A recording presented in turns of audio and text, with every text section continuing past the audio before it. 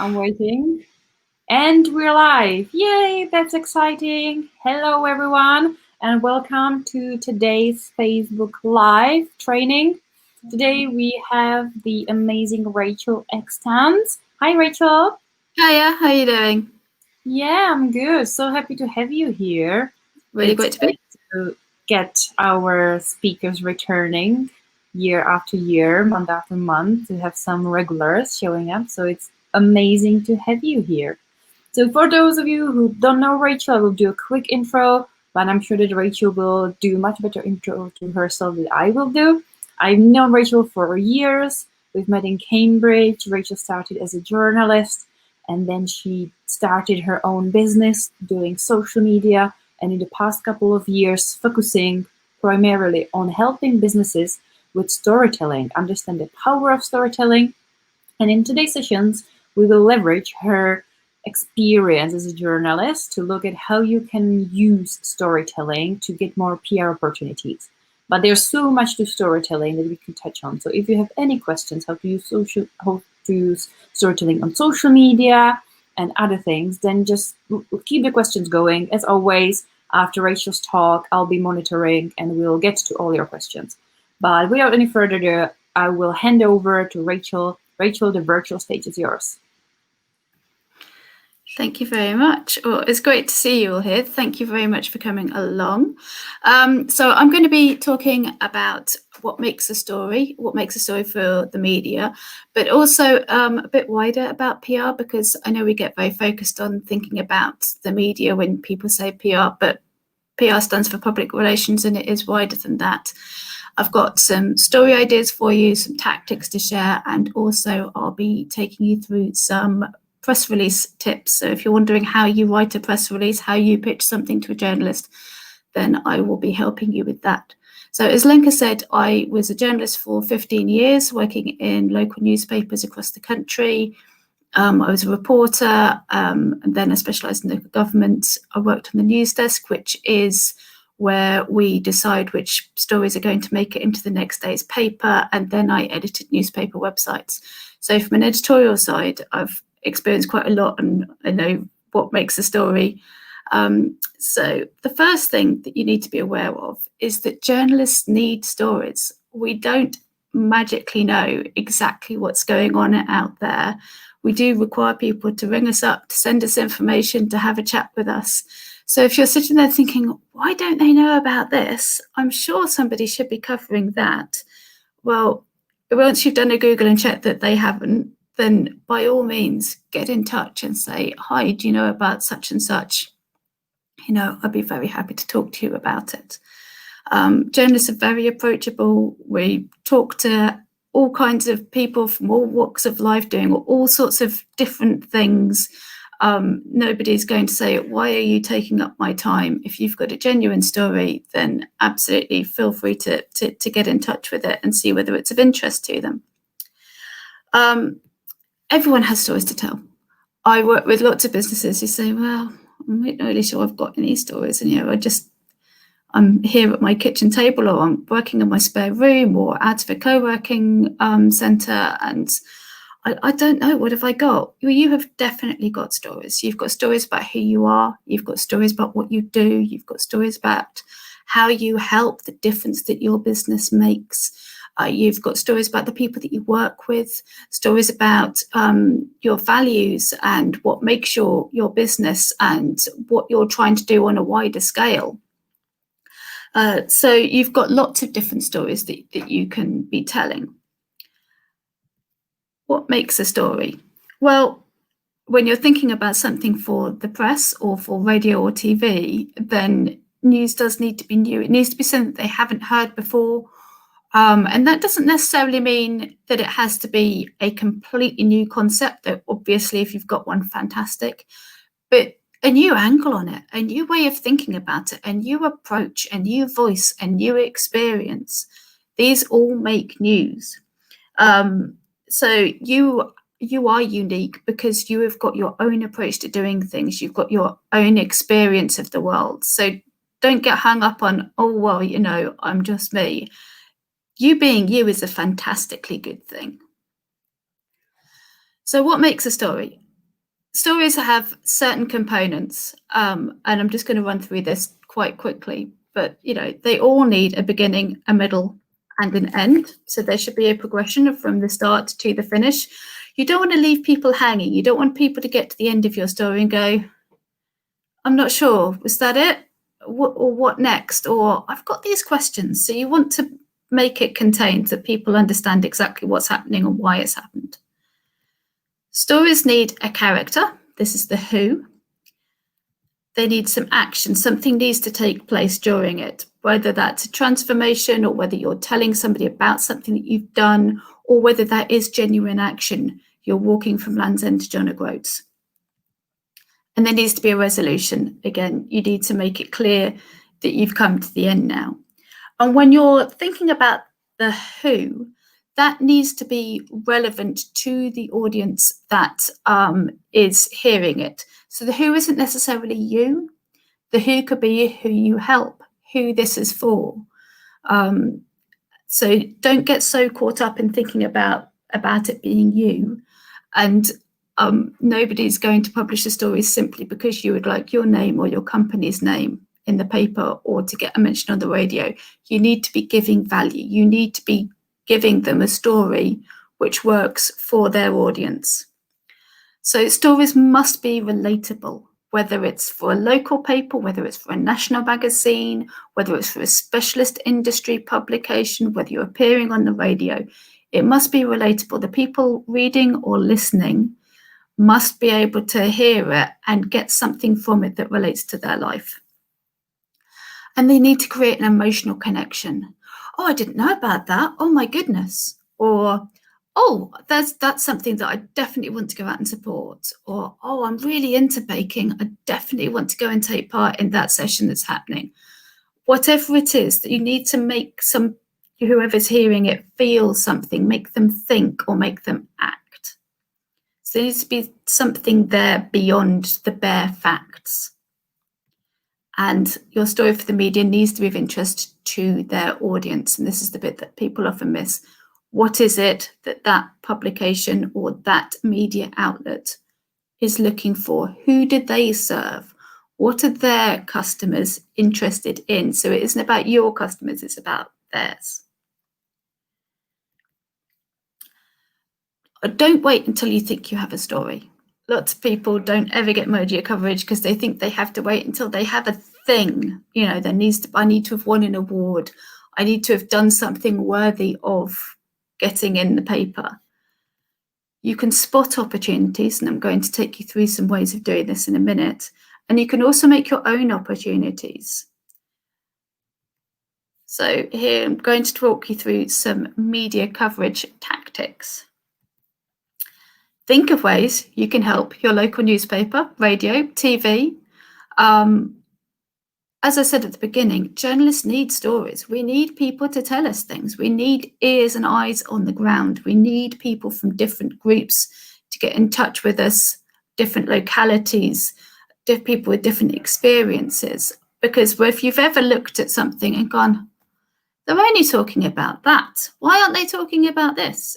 It's because they haven't got somebody to tell them about that. So that can be you. You play lots of roles. You are a business owner. For anybody running stories involving businesses, wanting experience of businesses and all of the different aspects of being a business owner. It's not just about what you do. It's also about how different things affect you. The economy, roadworks. Are people coming through with the right skills to join your business? Are you finding it difficult to get apprentices? How does your business tie into other things? We don't all operate in isolation. We're all part of a wider network of people. Is there something affecting that chain of connection somewhere? You're also an expert in your field. No matter what your business is, you can talk knowledgeably about what you do. Do they need somebody who runs a cookery school? Do they need somebody who runs a plumbing business? Do they need to know about a builder, or do they need to know about somebody who is a mindset coach? They're thinking about something where psychology's come up and they're like, oh yeah, would love to talk to a great coach. You're a resident and you're a citizen. So you're a resident of your very local area, your ward, your district. You're a resident of your village, town, city. You're a resident of your county. You're a citizen of your country. So all of those are reasons why your voice counts as much as the next person's does. You might play another role in the community. You might be a scout leader, or you might be on a parent and teacher association. You could be a counsellor. Perhaps you volunteer in your spare time for an organisation. All of these things can mean that you have come from a position where you can talk about issues which affect that. You might have a hobby that's of interest to them. Do you do ultra marathons, or are you a rock climber? Do you create amazing yarn bombing installations? All of these things, art, anything like that, where they need, when you're looking through your contacts book, somebody says to you, can you find me somebody who does this? And the journalist is going to go to their contacts book and go, right, who have I got that fits the bill for that? Who has got caring responsibilities? Who has just moved into a new house? Who is in the process of expanding their company? All of these things, if they already know you and they can say, oh, brilliant, I just need to phone Sharon and she's going to help me with this, that is of use to them. So think about all of the different roles that you play and how you could use those things. What would be of value to a journalist to know about you? Because when you're in a hurry, when you're on deadline, something's coming, you need to talk to somebody who fits the bill. If they've automatically got your phone number, your email address, can get in contact, then that is fantastic. The next thing to do is to spot opportunities for coverage. There are stories coming out all the time, and you may well hear one and go, oh, that's me, or well, hang on a minute, I've got another angle on that. Think about what's coming up in the calendar. So a lot of, while a lot of journalism is done immediately, so, something breaks and you've got an hour, 2 hours, perhaps a day if you're lucky to get it done, a lot of it is also pre-planned. So thinking about things which are coming up when you could get in touch in advance and say that you've got something is really helpful. So you would have local events. Every area has its own local events. One of the ones near Cambridge is barrel rolling. There are all sorts of different things that you could get involved in. Is there a charity run taking place, or dragon boat racing, or that probably isn't happening at the moment, but things like that you could talk about. Charity events. Are you running the marathon virtually, or are you taking part in a thing that people really know about, Macmillan Coffee Mornings, something like that? National events. The budget. Whenever the budget is set, and I know that it's now not happening at the moment, but you would have a list of things that you need. I need a single person. I need a family with 2 children. I need a solo business owner. I need a company with 5 or more employees. I need somebody who is approaching retirement. All of these people that they might want to talk to, depending on what's going to come out or what they think is going to come out of the budget. People that can give their reaction. How is that going to affect you? And also relevant awareness days. So today is Lash Stylists Day. So if you're in the beauty industry, then that's something that you could be looking at. It's currently International Week of Happiness. Tomorrow is World Dream Day. So if you've got tips on how to tackle insomnia, or something else, maybe you are a dream interpreter, something that gives you an interesting angle about those sorts of things. Those are hooks that you can get coverage for. You can always pitch an idea. All you need to do is just send in an email, just say, really, really clear what it is. Idea for such and such local person, or such and such expert would like to talk to you about X, and just say this event is going to be coming up. It's in 2 weeks' time. Would you be interested in? So, for instance, it's going to be World Comic Book Day shortly. If you're a bookseller, or perhaps you collect comics in your spare time, you could pitch to a publication that you think is relevant, whether that's a local one or whether that is a specialist publication, and say, you know, would you be interested in a fun piece about my 5 top comic book characters, or the comic book characters that aren't in films but you think really should, or comic books, or great illustrators. You know, maybe you want to do something for an art magazine, you know, comic book illustration that isn't so widely known in the public eye. These sorts of ideas. Eye-catching photos. If you are putting together a paper, one of the things that it absolutely needs is an image. You want an image on every page, something that's going to catch somebody's attention. It's not just about the words. You know, if you are a creative person, could you share something you've made? Maybe you've made something really spectacular. Going back to the comic book day, maybe a Marvel fan has asked you to make an amazing superhero cake. You could ask that client, would they mind if you shared that and put a photo of it with the newspaper, and see whether they would be interested in sharing a photo of it. You can, if you are involved in anything to do with animals, then you could come up with something like that. Around Halloween, I think there's a Black Cat Awareness Day. You know, have you got a whole load of black cats? And anything like this that makes a good visual image. Look for regular columns or features that you could take part in. So this is where critical reading of your favourite publications comes into play. When you're reading an interview with somebody, it's worth thinking, how did they get there? How did they find that person? Do they need to find more people like that?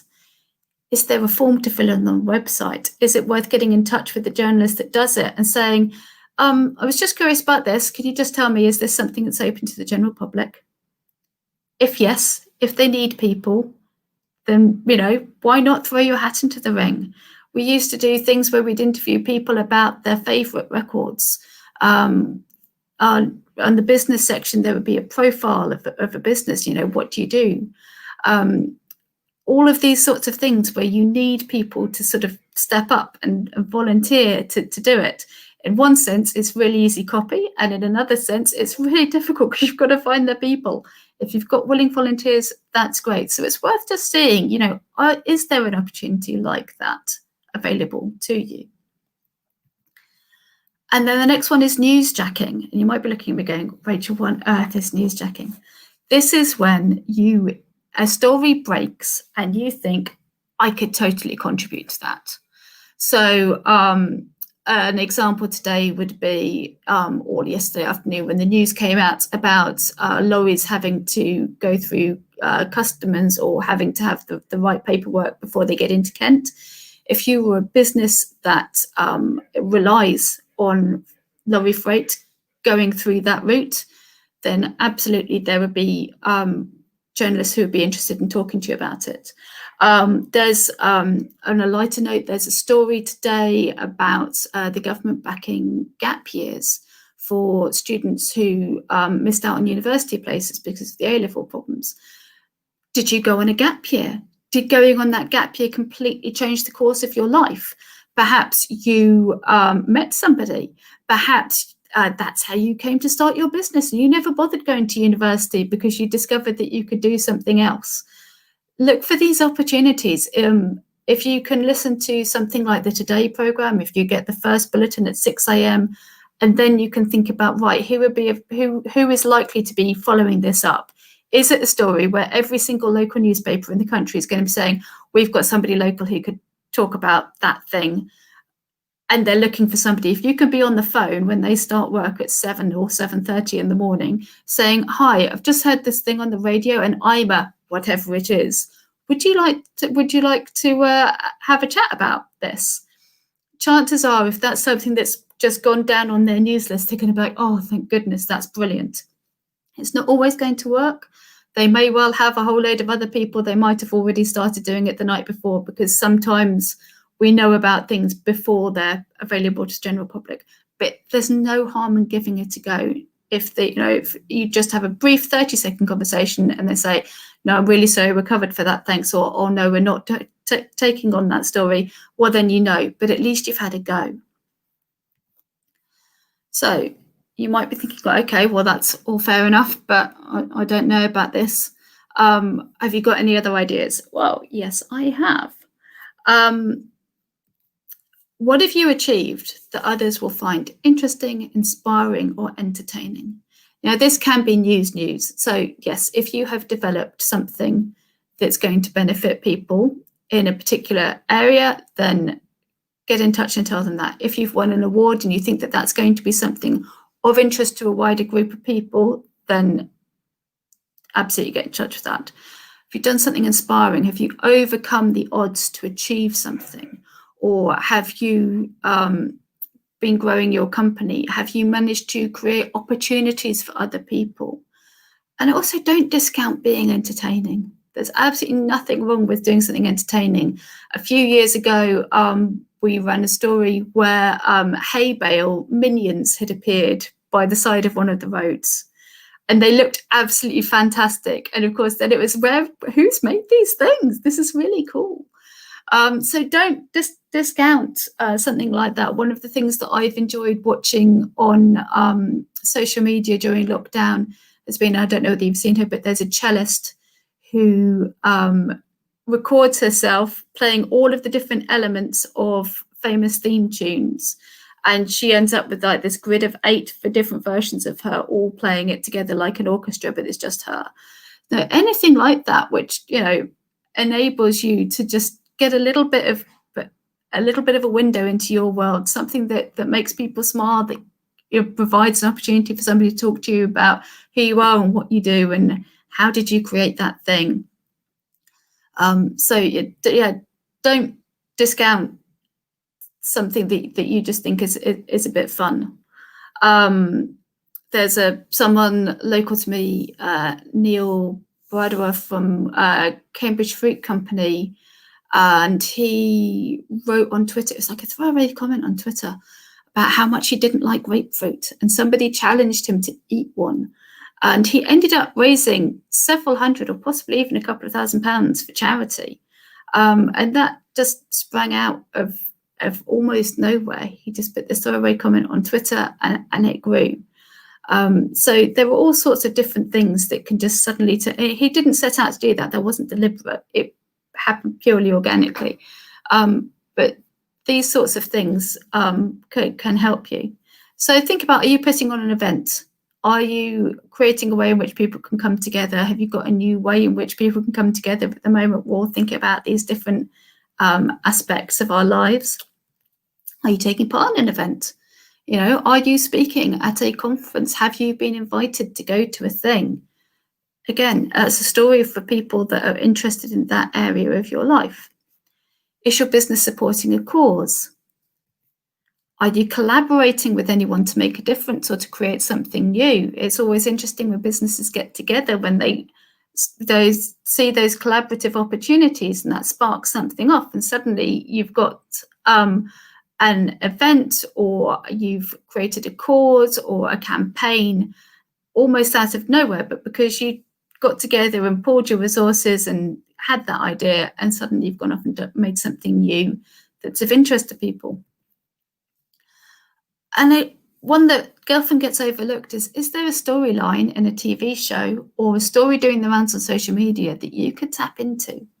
So if everybody's talking about a thing, and that's a thing that you do or a thing that you know about, then that can be a story for you. If there was a storyline on, say, EastEnders about somebody who's a hoarder, and you run a decluttering business, then you could say, we've all watched as Sammy has struggled with X. These are my top 5 decluttering tips, or what to do if you need to. At the moment, we've all been in our houses for several months now. I'm certainly looking around at mine and thinking, what can I get rid of? How do I get rid of that? How do I organise that? People may well be looking at spaces in their homes and thinking, I'd love to redesign that, and I don't really know how. Could you pitch a story about how to do that to somebody? Anything like that that helps someone who's suddenly realised they've got an issue and they would like to come up with a solution for it, and you are there to do that for them.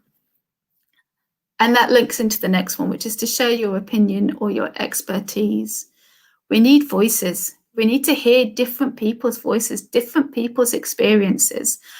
If there is something where you have expertise that you could share regularly, that you could help with, whether that's small business advice or whether that's how to do something in your home that people struggle with, or parenting, or any of these different things, find out whether or not they've got somebody who does that. Is that an area that they would be interested in? Could you help? And if they don't want to hear from you regularly, you just say, could I be added to your list of people you approach when you have got stories like this, please?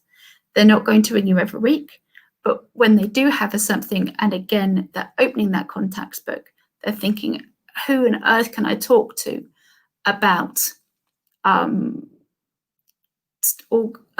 gardening, how to turn your small garden into an allotment or whatever it is.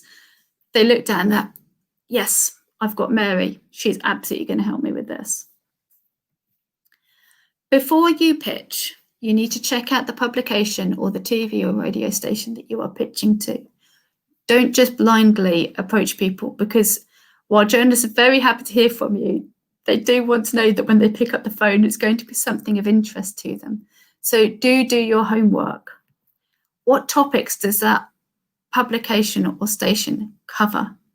What kinds of things are they interested in? Because there's no point going to them with a story which is not relevant to their audience at all. You need to know what they cover. Have they had a similar story recently? So if they have, they might not be interested. So if you think about, the story that I just told about hoarders and you help with organisation, well, okay, they might not be interested in that particular story. So you might want to look elsewhere. Or you might want to think, okay, they've done that recently.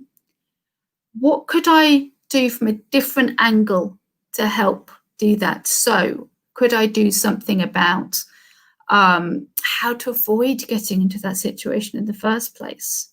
Have you just cleaned your house from top to bottom, and now you're looking around it and going, oh, there's stuff everywhere again? How do you avoid that? How do you break that cycle? That could be a different story that you could pitch on the same subject. So either look elsewhere or think about how you could just skew it a little bit to give it a different angle. Who is the best person to contact? You don't want to find yourself talking to the wrong journalist. So when you've decided on who you're going to pitch it to, you're like, yeah, I've checked, this definitely fits my thing. When you open up a newspaper or a magazine, look for the bit that has contact details. It will say this section editor is, and it will give you names. Alternatively, you can look at bylines. If you're looking online, they may well have clickable bylines that will say, such and such so-and-so is our such and such editor. You could even ring and ask, don't be afraid of picking up the phone and speaking to a receptionist and saying, hi, I've got a story for your health and beauty section. Could you just tell me who the right person is to send that to, please? And also find out when their deadlines are. Magazines have long lead times. So Christmas gift guides, those would be started work on in August, which I know sounds crazy, but it takes a long time to put a magazine together. A lot of it's done in advance. The publication that you're looking at might be weekly. So find out, when does it go to press? Because you don't want to miss that opportunity for coverage. If you've got an event on next week and you get in touch with them as they're going to press, or worse, the day after they've gone to press, you're not going to get that coverage. So think about when that is. And also bear in mind that there are certain bits of a publication which would be done a lot sooner, because there are easy wins that you can do early in the week. those would be done and dusted on day 1 or 2, because by day 5, 6, 7, you're frantically trying to get the news, because the news needs to be new. It needs to be the news. It needs to be something that people haven't heard about before when the publication hits the newsstand. So think about the bits of the paper which don't necessarily need to have that news kind of thing, that can be more opinion, or can be more lifestyle kind of content, because they are likely to be working on that a lot earlier on. A lot of journalists are freelance. You will find increasingly nowadays that papers and magazines don't have as many what are known as staff as people that they employ directly. So there are thousands of freelance journalists out there. Most of them are on Twitter, and a lot are also on Instagram, particularly if they're writing about lifestyle topics. So it's worth having a look on both of these.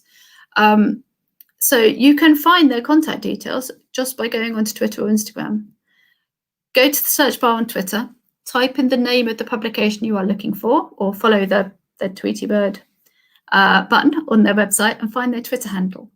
And you're going to do this because their Twitter handle isn't always obvious. So for instance, I live in Cambridge. Our daily paper is the Cambridge News, but their Twitter handle is @CamsLive. Red Magazine is, I think, Red Mag Daily. Some of them are obvious. Some of them do their names, but some of them, they've had to truncate it or come up with workarounds. Maybe the handle for their name had already been taken by somebody, so they've gone for something else. So you want to go and find their Twitter handle. And then you want to put that Twitter handle in the search box and click on people. See who comes up. Are you going to get names of journalists who write for that publication? You might get people who are past journalists from that publication who have gone on elsewhere, which could also be useful if they've gone to the Press Association or something. That might also be useful. But they might have left altogether. They might have gone off and done something different. So check their profile, check they are still doing that job, Google them, make sure they are who you are looking for. And then you can just, either get into conversation or say, I've got a story about X, is that of interest to you? Remember that they're people. Remember that they get lots and lots and lots of requests every day. So it's best just to sort of find out who they are and just see whether or not you can get in touch with the story idea. Keep it short, keep it to the point. And if they say they're not interested, well, fine. And also bear in mind that they will have got an inbox full of things. They may well not see your message. They may well not be able to reply to you individually. Don't be downhearted about it, but don't keep hounding them about it, because you're just adding to the volume of things that they've got to deal with. So you've researched your publication. You've got your story. How are you going to send it in? So press release tips. Think about how you would tell your story in one sentence. And this is a really great exercise to think about in all areas of talking about your business, whether you're thinking about what you're putting on your homepage, what you're putting on your sales pages, what is the takeaway people can get. If you read nothing else but the first line of it, would you understand what you were talking about? So that's your introduction. Can you get it across? I often say in 12 words or less, because, such and such so-and-so is doing this thing to benefit X. It's really clear what that's about, and you can decide immediately if that's relevant to you. What does the reader need to know? Make sure you've answered the key questions. Who is it about? What is it about? Where is it taking place? Why is it taking place? When is it taking place if it's an event? How is it taking place? And those things will, the importance of those things will depend on your story. So if the who really matters, Madonna is playing a concert in aid of local charity such and such. Wow, the who really matters. But if that's not the case, then you can put the who a bit lower down and focus on what the thing is, who is it for, and what's the benefit to them of it. If it is about an event, check you've included where it is happening, the date and the time, and also include a finishing time if it's something that's going on all day. There are two reasons for this. One, for the general public, they don't want to turn up right at the end as you're packing up. And two, if it's for, say, a local paper or radio station, they may well have a list of events taking place and have you on the list as something that they could go and take a photo at. Again, they want to turn up at the right point. They will probably ring you and ask you. But if they don't, if they're just like, oh, could you just, if they say to the photographer, oh, could you just pop into the so-and-so on your way between this job and this job because it, you know, and just get a couple of photos.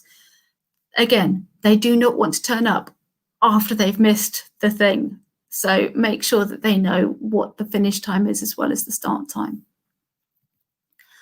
Once you've finished writing your press release, take a break, go and get a cup of coffee, whatever it is. Come back to it and read it through. Ask yourself, would this make sense if I didn't know the topic? If I knew nothing about who these people were, I didn't know anything about what this cause was, I didn't know anything about where this place was, whatever it is that you've written about, would I understand what it was? Would I be interested? Because it's very easy when you know something to put in things which somebody who doesn't know about it is looking at going, what on earth is that? I've never heard of that. I don't know what it is. You don't want people to be running off to Google. You want people to have what they need directly in there. If you've ever been at an event or a family gathering or talking to a friend and they've told you this story and they keep saying, and Bob did this and Bob did that, and you're sitting there thinking, I've got absolutely no idea who Bob is. Tell people, you know, make sure that it's clear to people who you are talking about, what the story is. Don't suddenly go off at tangents. Keep it concise, keep it to the point. Ask yourself, does this need to be in here? Does it add to the story or does it detract from it? Does it take me off to somewhere completely different? Include a quote. Quote yourself if you're the organizer, if you're the business owner, whatever it is, you know, what will they say, what will they hear, what will they do, or explain why what you're doing matters. I'm really passionate about helping people to do X, or I went through a stage where I was experiencing so-and-so and now I really want to do this, or our garden fate's going to be the most amazing thing because we're going to have a helter-skelter and a bouncy castle and such and such so-and-so who makes the best fairy cakes is going to be there, whatever it is. Have a quote. If it's not something you're running, ask somebody else who is taking part to give you a quote as well. Maybe if you're running an event, you could have ask a speaker if they'd like to contribute a quote as well. Also include a photo.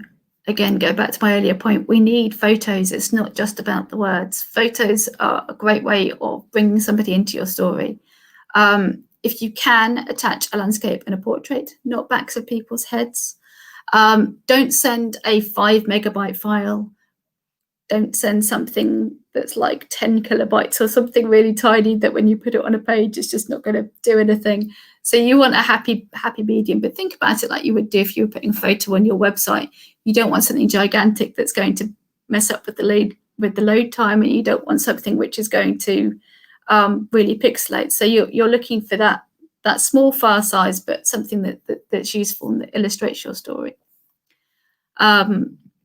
Include your contact details, including out of hours. This is so important because when somebody's working through things, maybe late at night, they've got to your press release, they're trying to fill a hole in the paper, and they read it and they go, I just need to check that detail.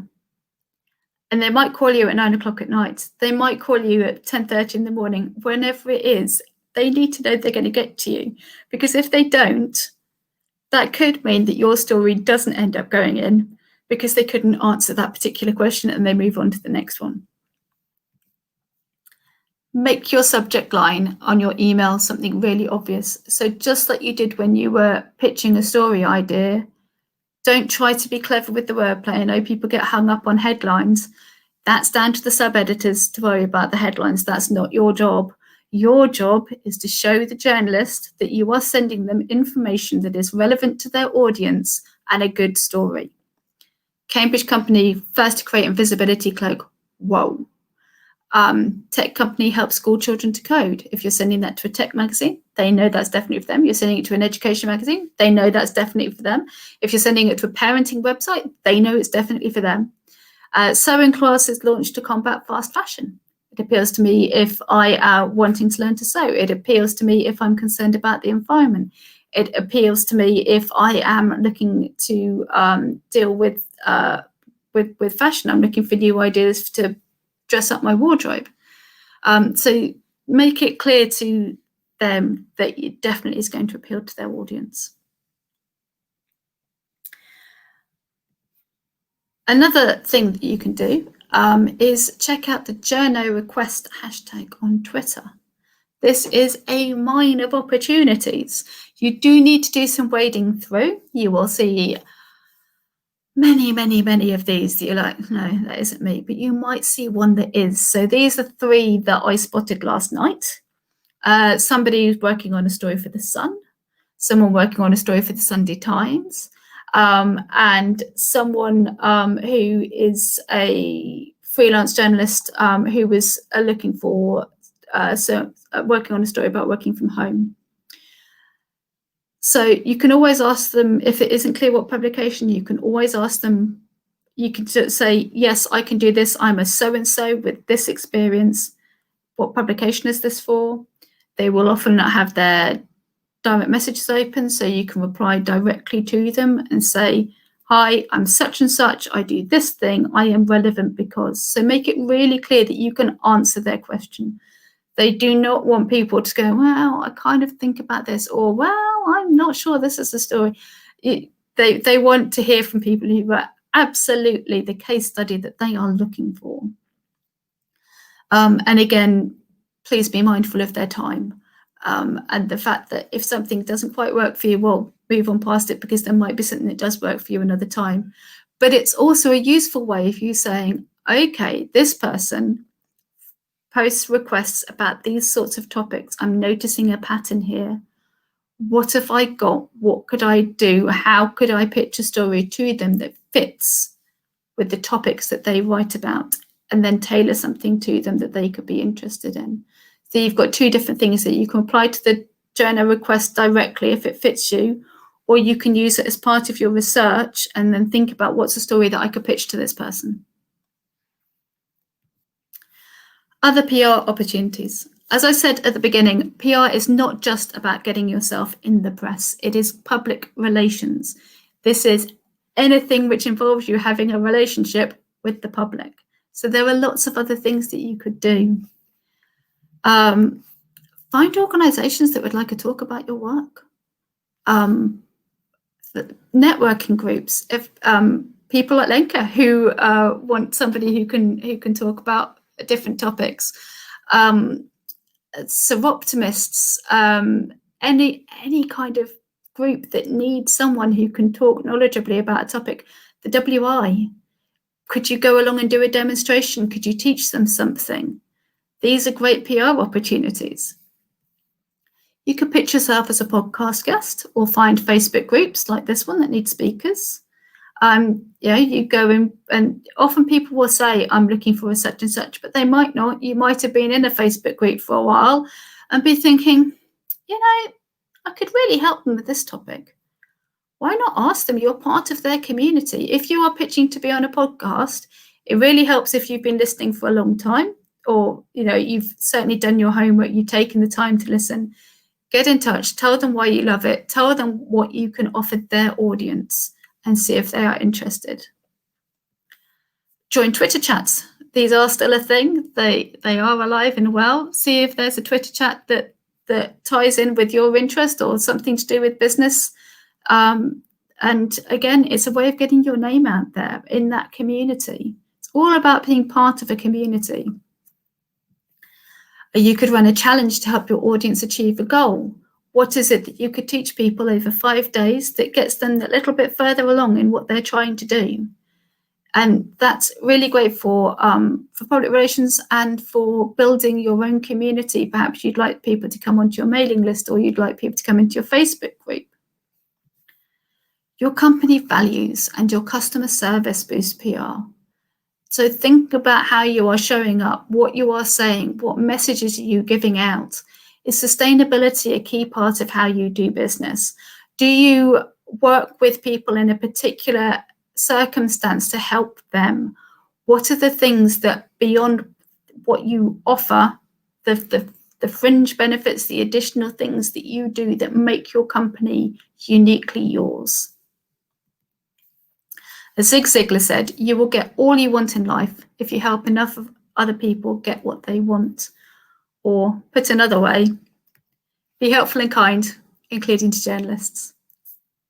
I hope you found that useful. And if you would like any more storytelling tips, then I share lots of advice, ideas, inspiration over on Instagram. So if you'd like to come and give me a follow. Yay, that was amazing, Rachel. Lots and lots to learn from. Thank you so much for your time. I will go through the questions we've received. Most of them answered as you went, which is fantastic to just see that. That's always helpful.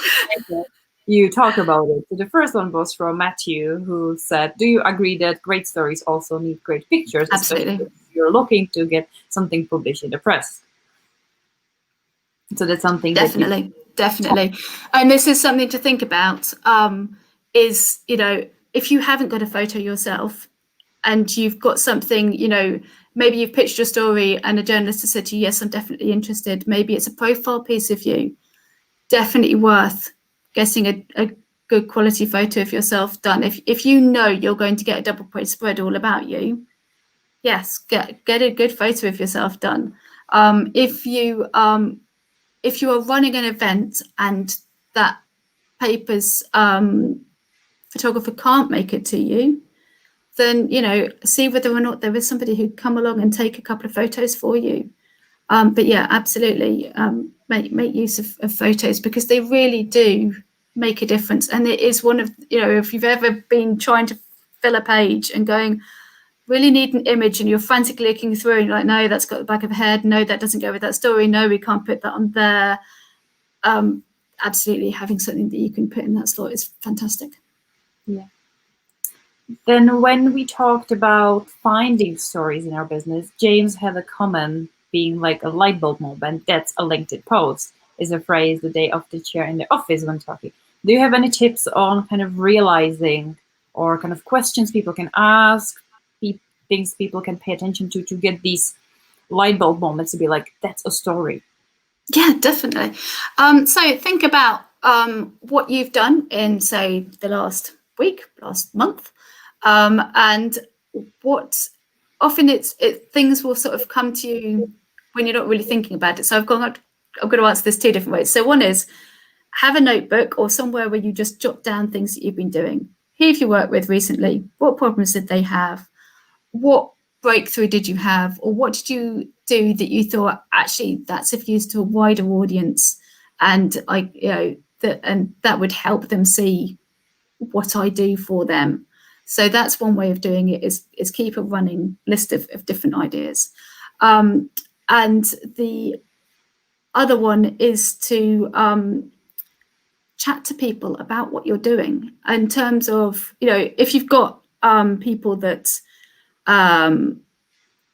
you do work with, then fantastic, you can have that kind of camaraderie. If you're on your own, weirdly, things like going out for a walk can suddenly make you go, oh, hang on a minute, because your brain's sort of processing what you've done on the day, and you might suddenly go, oh, such and such, that makes a story. And they can be about things which don't necessarily feel like they're to do with business to start with. So a story that I told recently was about watching Alice in Wonderland with my kids. And in one of those kind of, when you've kind of got half an eye on something, and then there was a bit in it about how do I get to the party? Well, by invitation. And I was sitting there thinking, oh, that's so like business. It's not that you're waiting to be invited to take an opportunity. As I said, don't wait to have a story. Come up with an opportunity yourself, or spot an opportunity. Don't wait for something to come to you. You go and take it to the thing. So I wrote a post about that. So, there were all sorts of different things. Everything is a content opportunity. It really is. Doing your housework can be a content opportunity. Doing your bills can be a content opportunity, whatever it is that you think about, that you go, other people will share this experience and I can help them with this. For your LinkedIn post, for your email marketing, anything like that, that you can go, yes, that's going to chime with somebody else's experience, or that's a good life lesson, or that's a way that I could get somebody to think about this topic, which they maybe don't think is relevant to them, but actually if I use this as an analogy, then it will be relevant to them. Yeah. You also touched on this. Marky was asking, what is the lead time for some of the kind of coverages that you were mentioning? This is where you really need to do your homework. You need to find out what the lead time is. There's no harm in ringing up and asking and just saying, could you just tell me when your deadline is? Or I've got an idea for such and such. A, is this of interest? B, when would you need to hear from me by? If you are thinking about Christmas stuff, I know it sounds mad, but get in contact now, because that is one of those things. Even daily papers do not want to be doing Christmas stuff in the last 2 weeks before Christmas. They want it sewn up. They want it done and dusted. That's easy material that they can have written in advance and they just have to slot onto the pages, because people want to be going home. They want to be doing other things. They don't want to be writing Christmas features. It can all be done in advance. So things like that do get in. And also things where there's going to be a lot of competition. You are not going to be the only business which is doing something funny for children in need. You are not going to be the only business which is taking part in Red Nose Day. You are not going to be the only business which is doing a Macmillan coffee morning. Let them know that you're going to be doing it. Say that you can get them a photo. Ask them when they need the photo by. Is that 10 o'clock in the morning? Yes, we will absolutely. We solemnly swear we will have a quote from our manager and a photo of us with you by 10 o'clock in the morning. The person putting together that spread goes, yes, fantastic, I've got one. And yeah, so it is worth just checking. I would say scout whether or not something is going to be of interest 2 weeks in advance, because then they can put that on their list and they know that they've got it, and that's a massive help. Yeah. Then we had an interesting question from Timothy. I'm not sure I 100% get it, so hopefully you will get it. He's asking, our business partners are particularly interested in press through us. Not sure what us means. Is there a method to approaching including our partners when writing a press release so it's not so on the nose? I'm not entirely sure what that means, but if you're writing a press release and your business partners want to be included, then put a quote in from them. Yeah. Cool. There was an interesting question about journo requests. Is there a way to apply for filter to each region? You can. There is a near me button, although I did try it last night and it didn't really work very well. I'm afraid it is just a case of having to plow through them. And yeah, there were, obviously, because I'm in the UK, I'm not very interested in replying to journo requests for American publications. There were quite a lot of American publications in there. You will also get adverts. You also get people using it who are not journalists. And this is why it's so important that you check out who has put this tweet in, where are they from, what are they doing, what publication is this for. You don't want to put in a whole load of effort talking to somebody and then find out that it's of no use to you whatsoever. People, as well as thinking about the fact that you are doing a story for their audience, that audience does also need to have some people that are of interest to you. So if you are finding yourself in a publication and nobody that's likely to become a customer of you is reading that publication, that's not a good use of your time. So it is very well worth you thinking about, who is this for? Why do they want to know it? What have they written about before? Can I see some of their work? So yes, do your homework. And I'm afraid it is a case of just plowing through. There are things on Twitter where you can say, I'm not sure whether or not you can do, but certainly you used to be able to say, within a 15-kilometer radius or something like that. But one of the problems that you run up against is, does Twitter know that you definitely are where you are?